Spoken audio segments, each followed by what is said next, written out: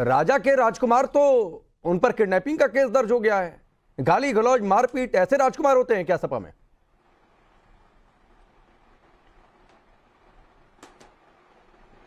Rakesh ji, Bharatiya Janata party का अगर आप इतिहास उठाकर देखेंगे, भारतीय जनता पार्टी के राजनीति को गिराने के इतिहास को अगर देखेंगे तो राजनीतिक रोटी सेकने के लिए भारतीय जनता पार्टी किसी भी हद तक गिर सकती है, किसी का इनकाउंटर कर सकती है, तो केस लगाना तो बहुत छोटी बात है उसके लिए।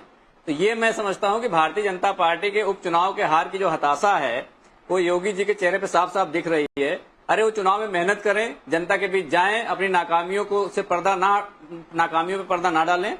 देश की जनता, प्रदेश की जनता पूरी तरह से इस बात जान गई है कि योगी जी से अब नहीं हो पा रहा है, और जो दिल्ली और लखनऊ की खींचतान है उसमें जनता ना पिसे। हमारी प्राथमिकता ये होगी, भ्रष्टाचारियों का पनाह देना बंद कर दें, बलात्कारियों को संरक्षण देना योगी जी बंद कर दें, और इसके लिए अवधेश प्रसाद के बेटे सड़क पर मारपीट करें जो प्रदेश की जनता तो पुलिस केस दर्ज ना करे, क्योंकि उपचुनाव है, क्योंकि वो आपकी पार्टी के उम्मीदवार हैं मिल्कीपुर में, इसलिए पुलिस अपनी आंखें बंद कर ले। और चूंकि आपके हिसाब से वो राजा के बेटे हैं तो केस दर्ज नहीं होना चाहिए। अब पीडीए का समीकरण आप गिनाएंगे, पीडीए की बेटी आपको याद नहीं आएगी।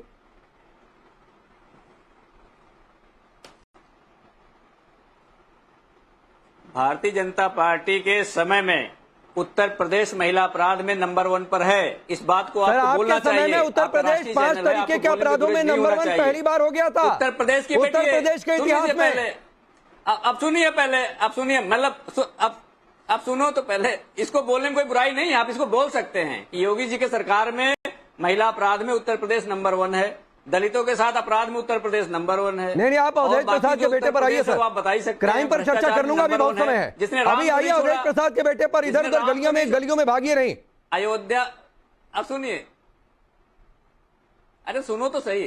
अभी मैं कह रहा हूं ना, अयोध्या में राम पथ का भ्रष्टाचार आप लोग नहीं दिखा रहे, उस पर बात नहीं कर रहे हैं, जो जनता के बुनियादी सवाल पे बात नहीं कर रहे हैं। हाँ। अगर उन्होंने कोई गलती की है, पुलिस कंप्लेन हुई है, ये जांच का विषय है। आज आप किसी के खिलाफ कंप्लेन हो गई, मैं आपके खिलाफ कंप्लेन कर दूं और आज अपराधी घोषित हो जाएं, तो यही तो भारतीय जनता पार्टी की नीति है, यही तो नियति है कि जिस दिन आपके खिलाफ कंप्लेन दर्ज होती है उसी दिन अपराधी मान लिया जाता है। अच्छा। क्योंकि भारतीय जनता पार्टी न्यायपालिका में अच्छा, ठीक है। अगर न्यायपालिका चलिए नहीं, ठीक है। मोहित खान को आप लोगों ने मान लिया आज तक? नवाब सिंह यादव को मान लिया आज तक?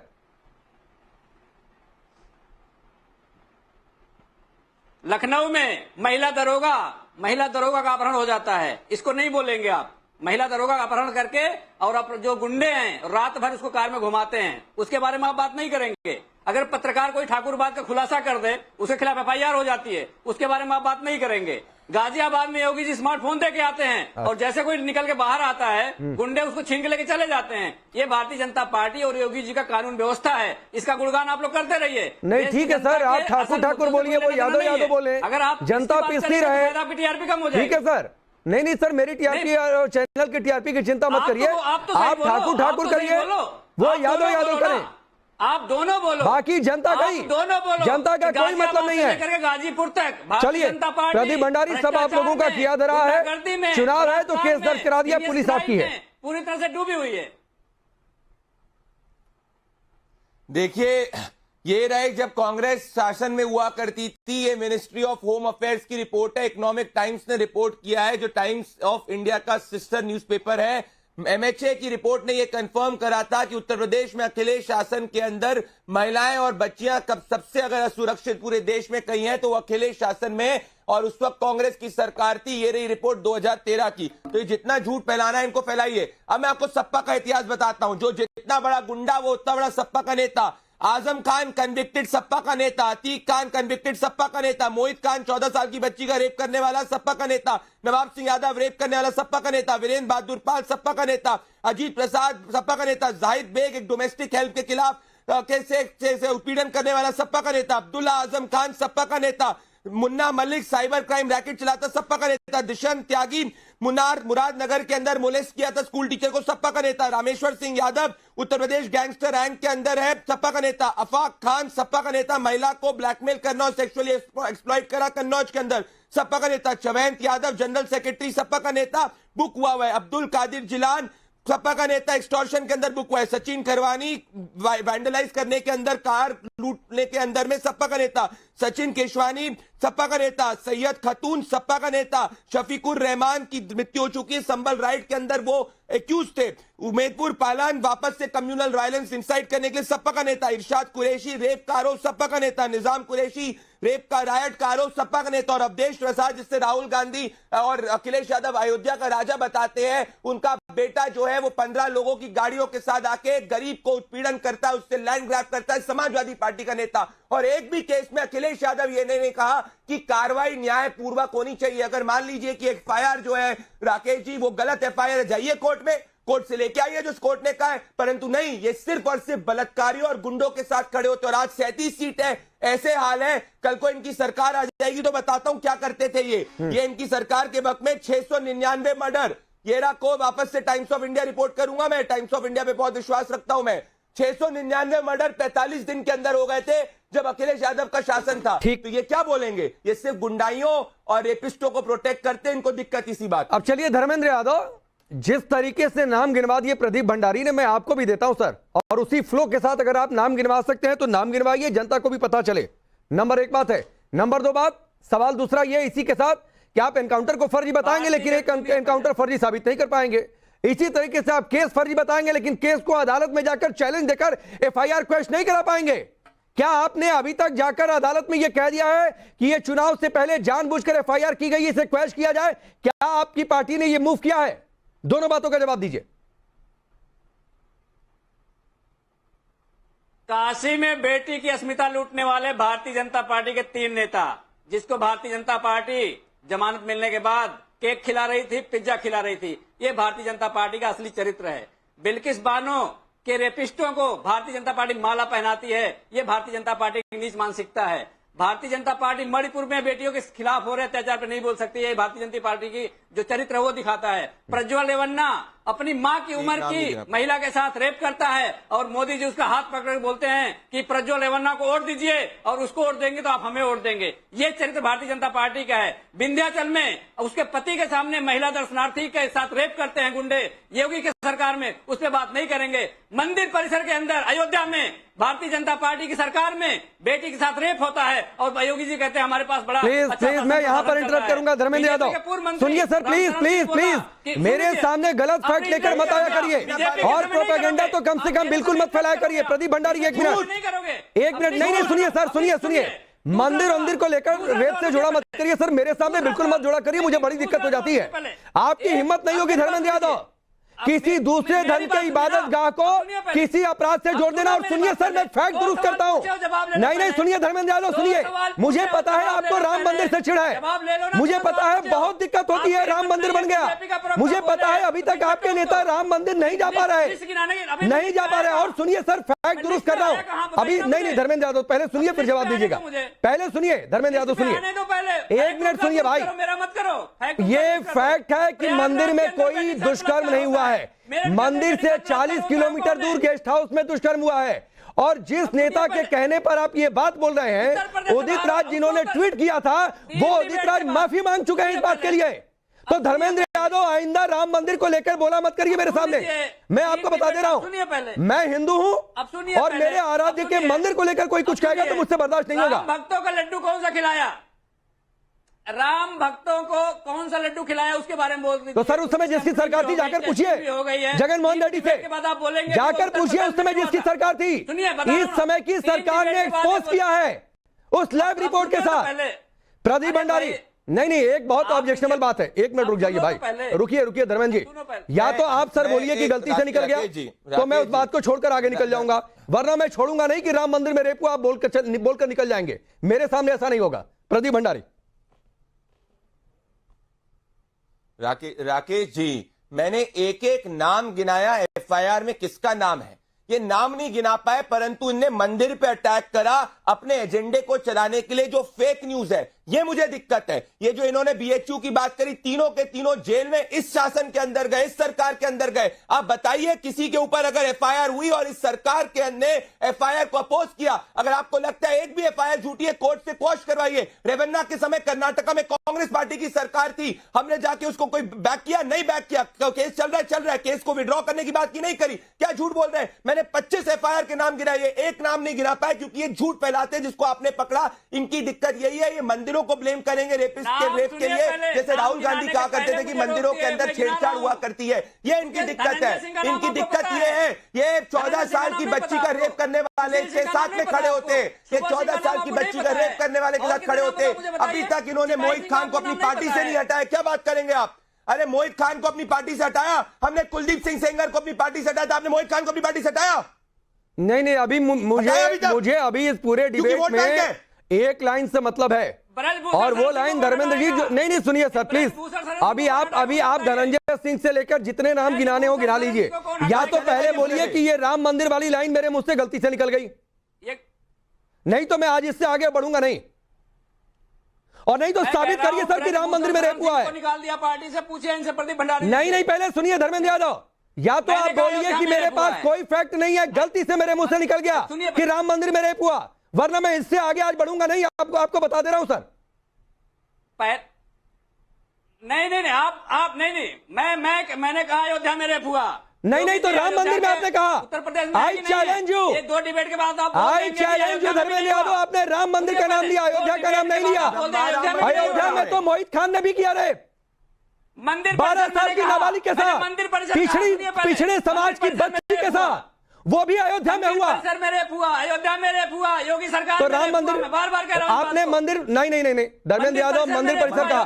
धर्मेंद्र यादव, या तो आप माफी मांगिए या तो बोलिए कि गलती से निकल गया, मुझे खेद है, मैं इससे आगे बढ़ूंगा नहीं सर आज।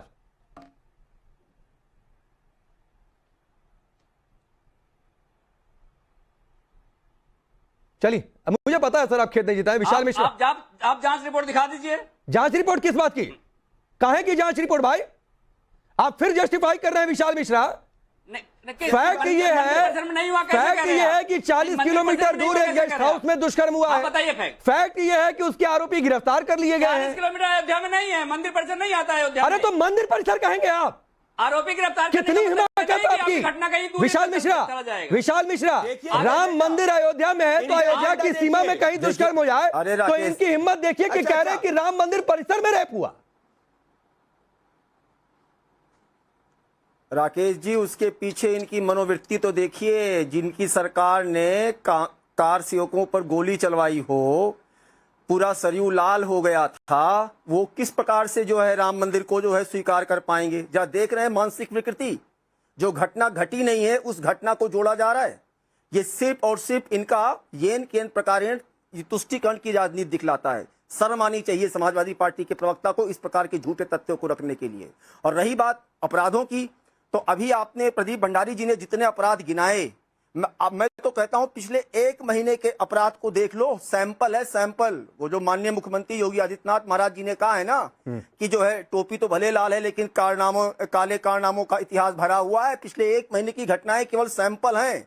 चाहे वो अयोध्या की घटना हो, चाहे वो जो है वो कन्नौज की घटना हो, चाहे वो भदोही की घटना हो, चाहे वो मऊ की घटना हो जिसके सहयोगी ने आरोप लगाया है, चाहे वो रामपुर के नेता के करीबी जिसके खिलाफ वो गैर जमानती वारंट जारी हुआ है। और तो और छोड़िए राकेश जी, इनसे जरा पूछिए ना कि माफियाओं के सामने नाक रगड़ने वाले, दंगाइयों के सामने घुटने टेकने वाले कैसे उनका महिमा मंडन करते थे, और आज यहाँ पर बैठकर बहुत बड़ा बड़ा प्रवचन दे रहे हैं। तो उसके लिए इनके लिए वही वाली बात है कि नजर नहीं है, नजारों की बात करते हैं, जमीन पर चांद सितारों की बात करते हैं। वो हाथ जोड़कर बस्ती को लूटने वाले भरी सभा में सुधारों की बात करते हैं। नहीं, लेकिन यहाँ तो 64,000, लेकिन यहाँ पर विशाल मिश्रा भरी सभा में क्या? आदित्यनाथ महाराज जी ने भरी सभा नहीं, भरे शो में छुड़वाया है। इस समय राष्ट्रवाद को देख रहे करोड़ों लोगों के सामने समाजवादी पार्टी के नेता प्रवक्ता ने कह दिया कि राम मंदिर में रेप हुआ। सबके आराध्य है वरुण पुरोहित जी, क्या आप आलोचना करना चाहेंगे धर्मेंद्र यादव की इस बात का? आपके एक नेता ने तो कहा था, उदित राज ने, उन्होंने अलबत्ता उसके बाद माफी भी मांग ली, लेकिन हिमाकत देखिए, पहले कहा भी फिर जस्टिफाई भी किया कि राम मंदिर तो अयोध्या में ही है। इतनी जुबान तब नहीं खुली जब मोहित खान का केस सामने आया तो नहीं माफी मांगे। नहीं तब तो उनको राकेश जी, तब तो अपने वो जो है राकेश माननीय जी, सांसद को सीने से लगाए घूम रहे थे। अब आज मैं उनके बोल लड़के सकता के हूं, खिलाफ चुप कार्रवाई रहिए दूसरे। ठीक है हुई विशाल जी, तो विशाल बड़ा जी, सीने विशाल पर जी, उठ रहा है। एक टिप्पणी ओ, वरुण जी की बड़ा फिर आ दर्द रहा हो है। हूं। वरुण जी बोलिए। देखिए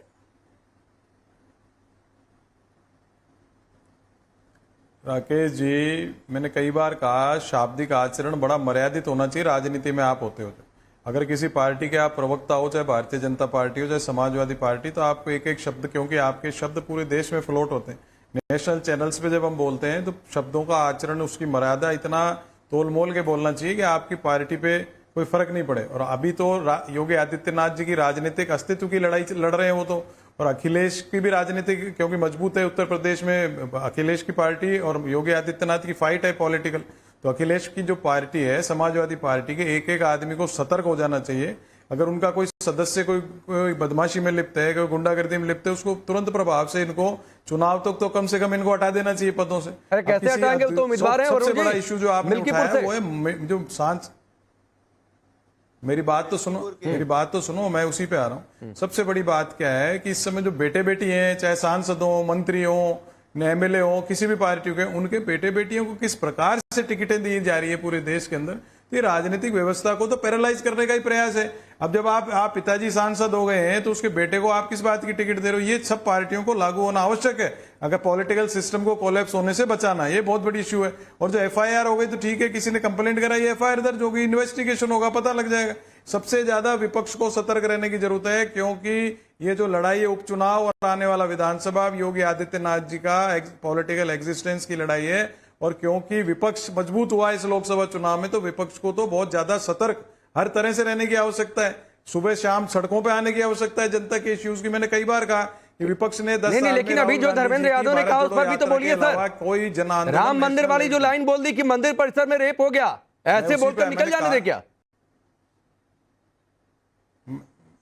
नहीं, मेरी बात तो सुन लो पूरी, मेरी भी हो जान दो, सबने इतनी देर बोला। दूसरी बात, अगर भारतीय जनता पार्टी की बात करें तो उड़ीसा में आते ही कितना विभत्स कांड कल ही हुआ है, परसों हुआ है, उस पर भी भारतीय जनता पार्टी को एक्सप्लेन करना चाहिए। अभी भंडारी जी ने नाम गिनाया चिन्मयानंद और कुलदीप सेंगर का, तो आपने गिनाया चिन्मयानंद कुलदीप सेंगर का ही है। सारी पार्टियों में हो रहे हैं, तो ये एक पैन इंडिया प्रॉब्लम है। दूसरी पार्टी पे आरोप लगा दें, अपनी पार्टी को दूध का दूल्हा बता दें, तो मूर्खता की बात है। जनता तो समझ रही है इस बात को कि सारे एक से हो चुके हैं, सारे दल चट्टे बट्टे एक से नहीं सर, अरे सुनिए, आपने उड़ीसा का जो जिक्र किया उसमें भी अभी कई बातें सामने आने लगी हैं सर। अब तो आखिरी नतीजा आने दीजिए। हाँ, एग्जैक्ट वहां पर हुआ क्या था वो भी पता चल जाएगा, उस पर भी चर्चा कर लेंगे। सर मैं आपको 20 सेकंड और दे रहा हूं।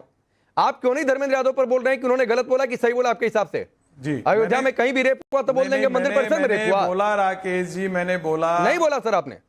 मैंने यही तो बोला, शब्दों को तोल मोल करके। नहीं तो आप ये कह ही नहीं रहे कि धर्मेंद्र यादव ने गलत बोला। आचरण बड़ा समझ के करना चाहिए। आप ये एक लाइन नहीं बोल पा रहे कि धर्मेंद्र यादव ने गलत बोला। मैंने तो कह ही रहा हूं ना, धर्मेंद्र यादव, अरे भाई मेरे, आप चुप रहोगे जब भी तो बोलूंगा, उस पे आऊंगा। मैं कह रहा हूं धर्मेंद्र यादव को भी तोल मोल के अपने जैसे मंदिर परिसर। ठीक है, 20 सेकंड और धर्मेंद्र यादव आप लीजिए। है ना, राम मंदिर आपको एहसास है कि आपने क्या बोला? चुनाव तक किसी बयान। राकेश जी अगर आपको अकेले डिबेट करनी है, हमारे साथी पैनलिस्ट बोलना चाह रहे हैं, आप उनको बीच में बोल रहे हैं, इन पे बोलिए, ये बात बोलिए। अरे अगर आपको अपना लिखित चलाना है तो आप मुझे भी लिख के दे दो। अरे तो मैं राय नहीं धर्मेंद्र यादव, बिल्कुल ही ऐसी बात नहीं है, लेकिन आपने कुछ बात बोली, मुझे ऑब्जेक्शनेबल लगा, तो मैं राय तो लूंगा ना कि धर्मेंद्र यादव ने सही बोला कि गलत बोला। अरे उनकी बात पूरी, अयोध्या में कहीं रेप होगा आप बोल देंगे मंदिर परिसर में रेप हुआ। उनकी बात पूरी होने देते, उनकी बात पूरी होने दीजिए। अब सुनिए, पहले विंध्याचल में रेप हुआ, योगी जी के उसमें सरकार में नहीं हुआ, आप ये बोल दोगे। आपका प्रयागराज में रेप हुआ तो योगी जी के सरकार में नहीं हुआ, मेरठ में रेप हुआ तो योगी जी के सरकार में नहीं हुआ। प्लीज आप इसको नहीं बोल सकते। आप मेरी बात समझिए, विंध्याचल में हो, अयोध्या में हो, या फिर यूपी के किसी भी दूसरे शहर में हो सर, तो उसमें जितने धार्मिक स्थान उस शहर में होंगे, आप ये नहीं कह देंगे विंध्याचल में हुआ तो बोलिए विंध्याचल में हुआ, ये नहीं कहेंगे कि विंध्याचल मंदिर के अंदर हो गया। आप अयोध्या में हुआ तो अयोध्या में बोलिए, ये नहीं बोलेंगे कि अयोध्या मंदिर परिसर के अंदर हो गया, तो ये नहीं बोलेंगे सर। आप बोलिए, बिल्कुल बोलिए, आप समझिए इस बात को, इस बात की गंभीरता को। आप सुनिए, आप एक बार बोल दीजिए, एक बार अरे चिल्लाओ मत। आप एक बार बोल दीजिए कि उत्तर प्रदेश महिला अपराध में नंबर 1 है योगी सरकार में। अगर इतनी हिम्मत है आप बोल के दिखाइए। नहीं जो, अरे नहीं धर्मेंद्र यादव, अगर आंकड़े ये बता रहे हैं कि इस समय महिला अपराध में नंबर 1 है तो रहेगा मेरे कहने या नहीं कहने से, या मैं कह दूंगा कि नहीं है तो गलत थोड़ी नहीं हो जाएगा, सही थोड़ी नहीं हो जाएगा। आपके राज्य में पहली बार सपा राज में यूपी अपराधों में नंबर 1 हो गया था, 5 अपराधों में। एक आखिरी जवाब प्रदीप भंडारी, क्योंकि अमेरिका से खास रिपोर्ट आई है, वो दिखा रहा है। बोलिए। महिला अपराध में उत्तर प्रदेश नंबर 1 है, मैंने बताया।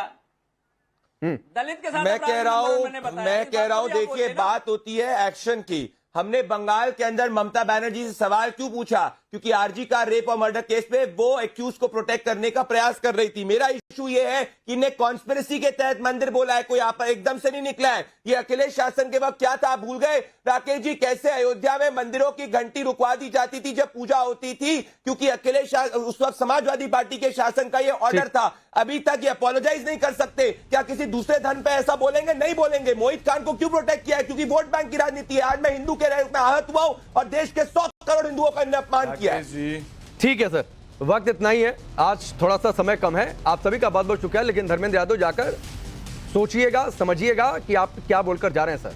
और अगर आपने जानबूझकर बोला है तो फिर ये तो है कि ये तुष्टिकरण वाला बयान है, और ऐसे बयान सर मेरे सामने आप देंगे और सोचेंगे कि मैं उसको नोटिस नहीं करूंगा, ये होता नहीं है।